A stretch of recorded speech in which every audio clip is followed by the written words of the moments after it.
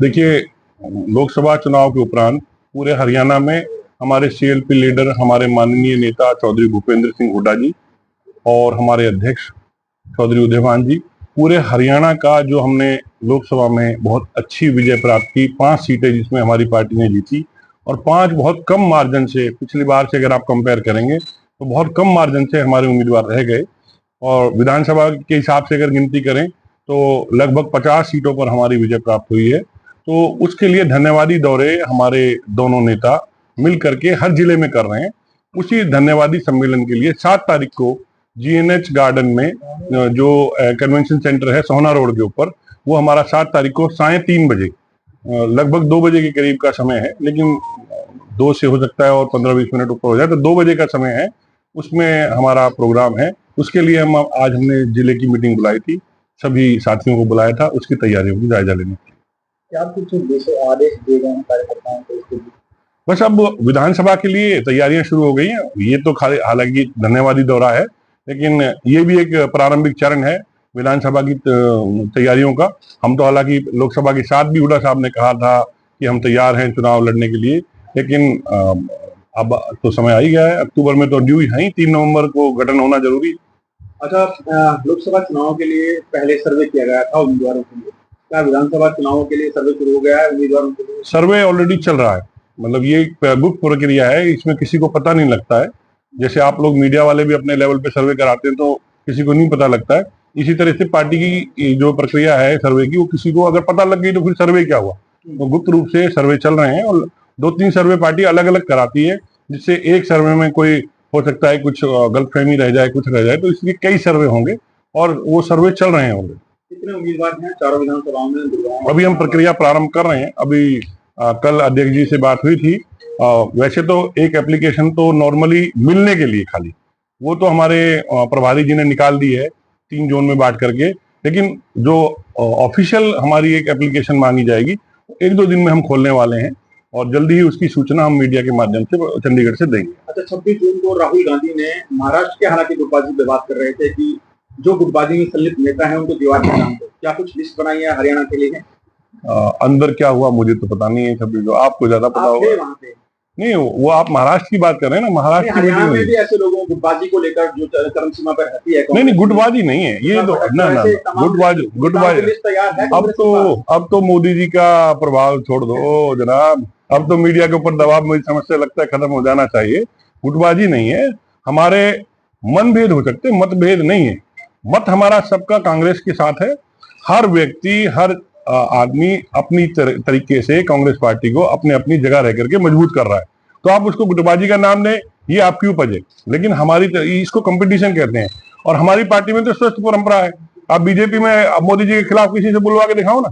एक कांग्रेस ही ऐसी पार्टी है पूरे देश के अंदर जिसके अंदर हमारी सर्वोच्च नेता के खिलाफ भी अगर किसी ने बयान दिया हुआ तो वो पद पे रहा हुआ है। मैं नाम लेके गिनवा सकता हूँ कि वो आदमी पद पे रहा है, संवैधानिक पद पे हमने उसको दिया है, हमारी नेता के खिलाफ बोलने के बावजूद भी, क्योंकि हमारे यहाँ सुनने की प्रक्रिया है, सुनने के बाद उसको इंप्लीमेंट करने की प्रक्रिया है।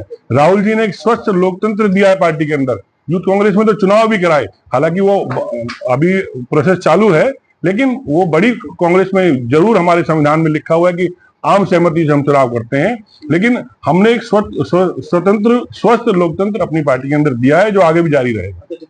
राजगोपाल दिखाई नहीं दे रहे हैं कहीं, उन्होंने कहा नहीं, उन्होंने तो दौरे किए, उन्होंने तो आप लोग तो पीछे पड़ गए उनके कि राजबब्बर जी एमएलए लड़ रहे हैं, पार्षद ही लड़ रहे हैं। आप लोग 2 दिन वो घूमे, आपके ऊपर से प्रेशर आ गया भाजपा का या सरकार का कि लगाओ राजबब्बर जी खिलाफ लगाओ। अभी वो 2 ही दिन घूमे थे, आप लोगों ने तरह तरह की खबरें छापनी शुरू कर दी। ऐसा नहीं है। राज बब्बर जी यही है, 7 तारीख को उन्हीं के लिए तो धन्यवादी दौरा है, 7 तारीख को वो मौजूद रहेंगे। अब वो कोई कार्यकर्ता थोड़ी है, वो हमारे लोग 5 बार के रहे हुए सांसद हैं, वो हमारे यहाँ के उम्मीदवार थे और बहुत कम मार्जिन से उन्होंने एक भारी भरकम उम्मीदवार को हराया, और वो भी ऐसी पार्टी जो अपने आप को देश की सबसे बड़ी पार्टी बताती है, विश्व की सबसे बड़ी पार्टी बताती है। तो राज बब्बर जी को आप ऐसे आंक रहे कि कार्यकर्ता मीटिंग में वो आएंगे, सम्मेलन वाले दिन उनको इज्जत से बुलाएंगे, उसी दिन का तो धन्यवाद का हमने सम्मेलन रखा है जी। लोकसभा की तरह प्रोग्राम विधानसभा में भी टिकट को देने के लिए प्रत्याशी को उतारने के लिए जी मैदान में क्या कुछ तैयारी है कि लोकसभा में? वही मैंने बताया ना, हम एक फॉर्म निकाल रहे हैं। फॉर्म वो डेट आपको चंडीगढ़ से अनाउंस होगी, वो क्योंकि वो ये हम गुड़गांव जिले की आज मीटिंग थी, तो उसके लिए पार्टी की जल्दी मीटिंग हो रही है। और अभी हुड्डा जी शायद 3 तारीख को और अध्यक्ष जी भी शायद चंडीगढ़ जा रहे हैं, तो उस दिन डिसाइड करके और आपको जल्दी आपके मीडिया के माध्यम से सूचना दी जाएगी कि हम जो है जल्दी ही फॉर्म निकालने जा रहे हैं। विधानसभा के लिए आपका नाम नहीं नहीं, हम सब कार्यकर्ता हैं, किसी का नाम ऊपर नहीं, किसी का नाम नीचे नहीं। जो भी उम्मीदवार होगा पार्टी के स्वतंत्र तरीके से, निष्पक्ष तरीके से पार्टी चुनेगी, जिसको भी टिकट देगी हम लोग उसकी ईमानदारी से बिल्कुल मदद करेंगे। धन्यवादी सम्मेलन है, लेकिन हमने कहा ना, हम कार्यकर्ता हैं, हम सारे, जिसको भी पार्टी मौका देगी वो चुनाव लड़ेगा और हम सारे साथी उसको जिताएंगे।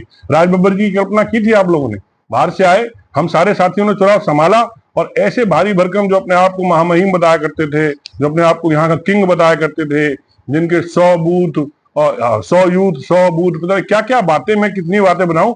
3300 संस्थाएं तो उनके बूथ वर्कर बनकर के काम कर रही थी, और 15 दिन के अंदर अगर राज बब्बर जी को महीना और मिल जाता तो मैं समझता हूँ वो कम से कम 2 लाख से हराते। लेकिन 15 दिनों के अंतराल में उन्होंने इतना अच्छा चुनाव उठाया कि उनको पानी पिला दिए। और आपने देखा होगा पूरे 10 साल 20 साल उन्होंने कभी पगड़ी नहीं पहनी। राज बब्बर जी ने उनको परमानेंट पगड़ी में रख दिया, सोते टाइम भी पगड़ी पहनते थे वो। उनको याद आ गई अहिरवाल का कल्चर क्या था। और पूरा जितेंद्र जी, संगठन के गठन का कब होगा ये संगठन? देखिए, कांग्रेस पार्टी मेरा जल्दी इसका, देखिए इसके ये एक ऐसा सवाल है कि हम इसका बहुत बार जवाब दे चुके हैं। कारण क्या है कि चुनाव की प्रक्रिया खत्म नहीं हो रही। हम लोकसभा चुनाव या विधानसभा आ गए, ये स्वतंत्र वो है, अलग परिप्रेक्ष्य है। संगठन हमारा चलता रहेगा। Congress party cadre based party नहीं, हम इशू बेस्ड पार्टी। वो तो बीजेपी थी ना, कहाँ गया उसका संगठन? और कहीं आरएसएस, कहीं यूथ बीजेपी, कहीं एनआरआई सेल, कहीं वन सेल, कहीं खाना सेल, कहीं हलवाई सेल, कहीं फलाना सेल, दुनिया भर के सेल गठित कर दिए। कहाँ गए वो संगठन बीजेपी के? बताइए ना। मोदी जी जो कहते थे कि विश्व की सबसे बड़ी पार्टी हमने गठित की है, कहाँ गए वो संगठन? संगठन से चुनाव नहीं जीते जाते। कांग्रेस पार्टी इस देश का डीएनए है। हम लोगों ने हमेशा इशू बेस्ड चुनाव लड़े हैं, इशू बेस्ड देश को चलाया है। हम चाहते हैं हर आदमी को इस लोकतंत्र के अंदर भागीदारी मिले। राहुल गांधी जी जो वादे करते हैं वो पूरा करते हैं। हम लोग मन की बात अपनी नहीं कहते, हम लोगों की मन की बात सुनते हैं। तो इसलिए संगठन हमारे लिए इंपॉर्टेंट नहीं है। हमारे पास करोड़ों का काडर है, तो वो सारे साथी प्रधान है, हमारे सारे साथी हमारे अध्यक्ष हैं। यानी माना जाए कि विधानसभा चुनाव के बाद संगठन की घोषणा हो सकती है। हमने कहा ना, संगठन हमारा कोई प्रोसेस का इंपॉर्टेंट हिस्सा नहीं है। हम केवल हम लोगों की आवाज है, लोगों की आवाज, लोग हमारे संगठन है। हम सारे साथी हमारे संगठन है और हम सब मिलजुल करके चुनाव लड़ेंगे। आप देखना, आगे जीत कर भी दिखाएंगे और इस बार सरकार भी बनाएंगे। कौन कौन आ रहे हैं? चौधरी भूपेंद्र सिंह हुड्डा जी मुख्य अतिथि हैं, चौधरी उदय भान जी की अध्यक्षता होगी, बाकी सारे हमारे लोकल साथी रहेंगे और राज बब्बर जी विशेष तौर पर उसके हमारे विशिष्ट अतिथि रहेंगे। उन्हीं के लिए ये धन्यवादी सम्मेलन है जिला वाइज। तो जो लोकसभा उम्मीदवार है वो विशिष्ट अतिथि हैं, अध्यक्षा हमारे अध्यक्ष जी और मुख्य अतिथि हमारे सीएलपी लीडर साहब। देखिए 7 जुलाई को कार्यकर्ता सम्मेलन होने जा रहा है गुड़गांव में, जिसको हम धन्यवादी दौरा भी कह सकते हैं, जिसमें आदरणीय भूपेंद्र सिंह हुड्डा जी और हमारे यशस्वी जो प्रदेश अध्यक्ष है उदय भान जी इसमें शामिल होंगे और विशिष्ट अतिथि के रूप में राज बब्बर जी शामिल होंगे। उसी के लिए आज यहाँ पर जितेंद्र भारद्वाज जी की अगुवाई में एक प्रेस कॉन्फ्रेंस का आयोजन किया गया था और उसमें सभी कार्यकर्ताओं की ड्यूटी लगाई कि किस तरीके से प्रोग्राम को सफल और बहुत सफल बनाया जाए। क्योंकि आज आपको पता है जिस तरीके से कांग्रेस की लहर चल रही है, आज कार्यकर्ता से लेकर आम जनता अपना मन कांग्रेस के लिए बना चुकी है।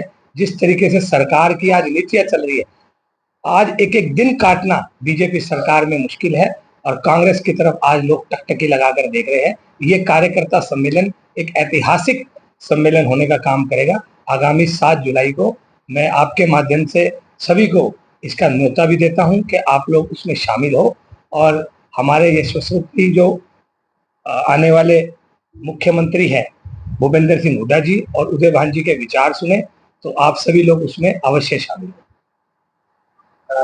जीतने वाले प्रत्याशी धन्यवाद इस सभा में सभा के जीतने वाले देखिए वो क्या करते हैं उनका हम कुछ नहीं कह सकते। हमें जिस तरीके से गुड़गांव में लगभग 7,34,000 वोट जो मिलने का काम हो, वो अपने आप में एक बहुत बड़ा वो भी इतिहास रचने का काम हुआ। आप देखिए जिस तरीके से पिछली बार वोट मिले थे उससे कितने प्रतिशत वोट इस बार बढ़े। तो जिन्होंने दिया वो तो अपना MP राजबब्बर जी को मान चुके, तो उनका बाद धन्यवाद देना एक हमारा फर्ज भी बनता है। और कांग्रेस पार्टी की एक रीत भी है कि लोगों को साथ जोड़ के चलने का और उनका धन्यवाद करने का काम कांग्रेस पार्टी सदा करती है।